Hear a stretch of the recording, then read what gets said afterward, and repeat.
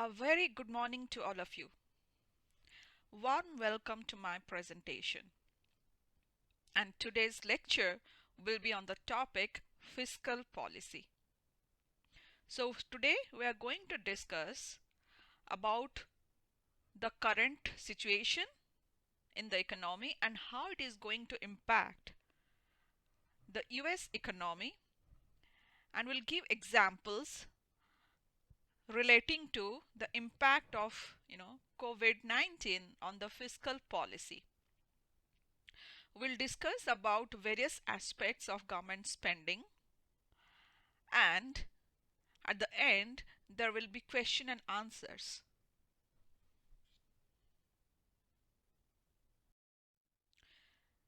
In this chapter we have 4 learning objectives. After completing this chapter, you will be able to use the traditional Keynesian analysis to evaluate the effect of discretionary fiscal policy. Objective 2 is to discuss the ways in which indirect crowding out and direct expenditure offsets can reduce the effectiveness of fiscal policy actions.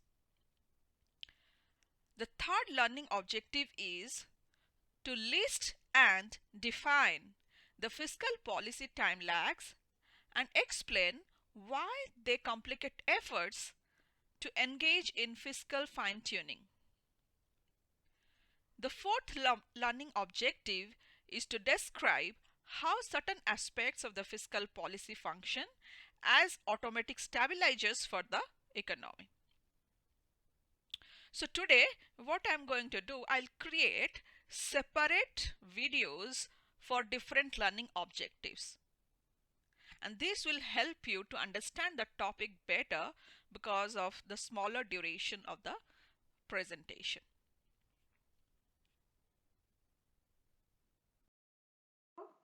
Focus on this first learning objective, which is to use the traditional Keynesian analysis to evaluate the effect of discretionary fiscal policy.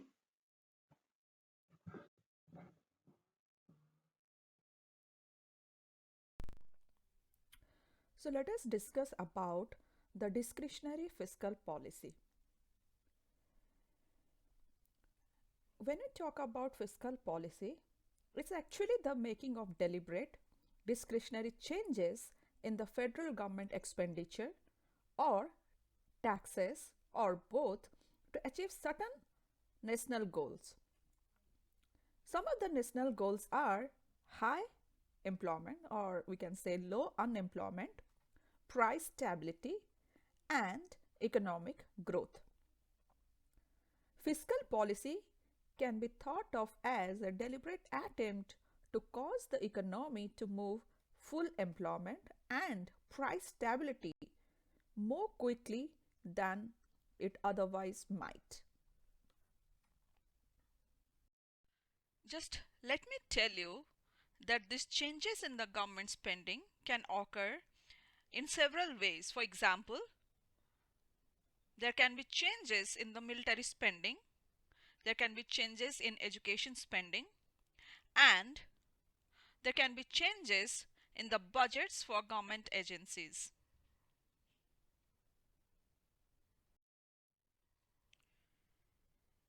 The fiscal policy has been typically associated with the economic theories of John Maynard Keynes, and this is now called as the traditional Keynesian analysis. If you remember from chapter 11, that the Keynes explanation of Great Depression was that there was insufficient aggregate demand, because he believed that the wages and prices were sticky downward, and he argued that the classical economics picture of an economy moving automatically and quickly toward full employment was not accurate. To Keynes and his other followers, government had to take steps to increase the aggregate demand. Expansionary fiscal policies initiated by the federal government was the way to ward off recession and depression. So do you agree or disagree with Keynes' model that government should, you know, step forward to increase or decrease the aggregate demand when there is depression and recessions? Let us discuss what is recessionary gap. An economy operating at a level below its full employment equilibrium. Under a recessionary gap condition, the level of the real GDP is lower than the level of full employment, which puts downward pressure on the prices in long run. It is also known as contractionary gap. So when we talk about recessionary gap, again, it is a difference between a country's potential GDP at full employment, what they could have achieved when there was like full employment, and what is the current employment level within the economy. The next question is when this recessionary gap occurs. Well, these gaps are evident during the time of economic downturn and associated with higher unemployment numbers. So, there are some major questions which are very thought provoking. That is, would the increase in the government spending equal the size of gap? What impact would expansionary fiscal policy have on the price level? Let us understand the concept of recessionary gap and how fiscal policy can help to control recession. Let us understand by using this graph where there is a recessionary gap. As mentioned earlier, recessionary gap is the amount by which the current level of the real GDP falls short of the economy's potential production if it were operating on its long run aggregate supply curve. Assuming that some negative shock in the near past has led the economy at point E1, which is a short run equilibrium in which AD1 intersects the short-run aggregate supply at $17.5 trillion of the real GDP per year. So, there is a recessionary gap of $500 billion of real GDP per year. It is the difference between the long-run aggregate supply, that is the economy's long-run potential, and the short-run equilibrium level of the real GDP per year. When government decides to spend more, that means it adopts the expansionary fiscal policy, it increases the demand to 82. Now the aggregate demand curve, it shifts to right from 81 to 82. Here we assume that the government knows exactly how much more to spend so that the 82 intersects the short-run aggregate supply at $18 trillion, or we can say at the long run aggregate supply. Because of the upward sloping short run aggregate supply, the price level rises from $110 to $120 as the real GDP goes to 18 trillion per year. The new equilibrium is at E2 at higher real GDP per year. So whenever there is recession, government spends more to manage it. Contrary to recessionary gap, there is a concept called as inflationary gap. So what is an inflationary gap? An inflationary gap describes the difference between the current level of the real GDP and the anticipated GDP that would be experienced if an economy is at full employment.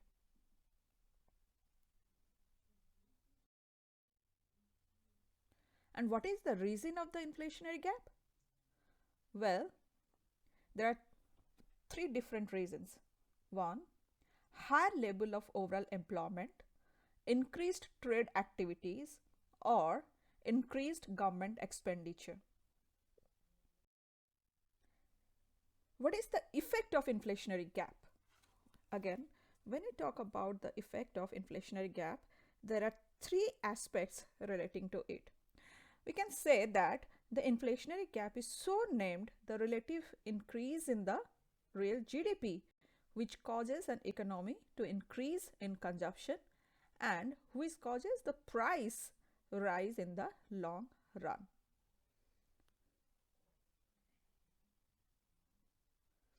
The next question is, what is the fiscal policy to manage the inflationary gap? Well, government tries to decrease the number of funds circulating within the economy, because inflation occurs when there is huge demand for the good and services, because people have employment opportunities, they have high amount of income, real GDP is at a higher level. All this leads to increase in the prices of the good, that leads to inflation, right? People have money, that's why they're buying it. So when it comes to fiscal policy, now government will try to reduce that money circulation or fund circulation so that people will have less money and it can be controlled. So the best way to manage the inflationary gap is to decrease the number of funds or money circulating within the economy. That can be possible when there is reduction in government spending. So government will try to reduce its expenditure, increase the taxes, and it will issue various kind of government bonds and securities like treasury bills, increase the interest rate so that people find it expensive to have any kind of borrowings from financial institutions. So it will increase the interest rate and it will reduce any kind of transfer payment. So these are the different ways where we can reduce the flow of funds or flow of money within the economy and manage the inflation. So let us understand this concept using a graph when there is an inflationary gap. Inflationary gap was defined as the amount by which the short run equilibrium level of real GDP is greater than the long run equilibrium level, which is given by the long run aggregate supply in this panel B image. There we assume that there is a recent shock that has left the economy at point E1, at which the inflationary gap exists at the intersection of the short run aggregate supply and the aggregate demand 1. So SRAS and AD1. Real GDP cannot be sustained at $18.5 trillion for an indefinite period of time, because this exceeds the long run aggregate supply, which in real terms is around like $18 trillion. If government recognizes this, what it will do? It will reduce its spending, and this action will reduce the aggregate demand from AD1 to AD2. If you remember, in the recessionary gap, the aggregate demand, it was shifting to the right. Now it shifts to the left. Okay, so it is going to the left side of the graph. The equilibrium will fall to E2 on the long run aggregate supply, where the real GDP per year is around like $18 trillion. So now what is happening? The price level is falling from $130 to $120.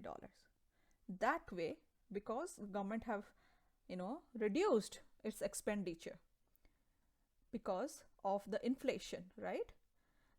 And then this fiscal policy will help in reducing the price level from 130 to 120, right? So this way government manages, or you can say government controls, both the inflationary gap and recessionary gap. And here you can see that the price level have fall to 120 from 130 level. One of the important aspect is changes in the taxes. The spending decisions of the farms, individuals, other countries' residents depend on the taxes which is levied on them. For example, individuals in their role as consumer look to their disposable after-tax income when determining their desired rates of consumption. So how much they want to consume depends on how much income they have after paying for the taxes. Similarly, firms look at their after-tax profits when deciding on the levels of investment per year to undertake, because firms make investment in technology, in research and development, in inventories, in capital goods. But all this investment decision depends on how much money or how much after-tax profit they have to spend on all this equipment, furniture, or other assets. In the same context, foreign residents look at their tax inclusive cost of goods when deciding whether to buy in United States or elsewhere. Therefore, holding other things constant, an increase in the taxes causes a reduction in aggregate demand because it reduces the consumption,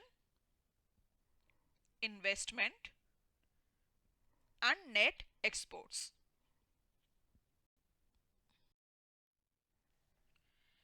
Let us now look more in depth. Let us continue on the same topic. When the current short run equilibrium is to the right of LRS. So let us assume that the aggregate demand is AD1 in the panel, which is mentioned over here, and this aggregate demand curve intersects the short run aggregate supply, or we can say SRAS, at E1, which yields the real GDP which is greater than LRAS, or the long run aggregate supply. In this situation, an increase in the taxes shifts the aggregate demand curve to the left. For argument's sake, let us assume that it intersects the short run aggregate supply at E2, or exactly where the LRAS intersects the AD2. In this situation, the level of real GDP falls from 18.5 trillion per year to 18 trillion per year, and the price level falls from 110 to 100. So we can say, as the economy moves from E1 to E2, the real GDP at 18 trillion per year is the long run equilibrium level.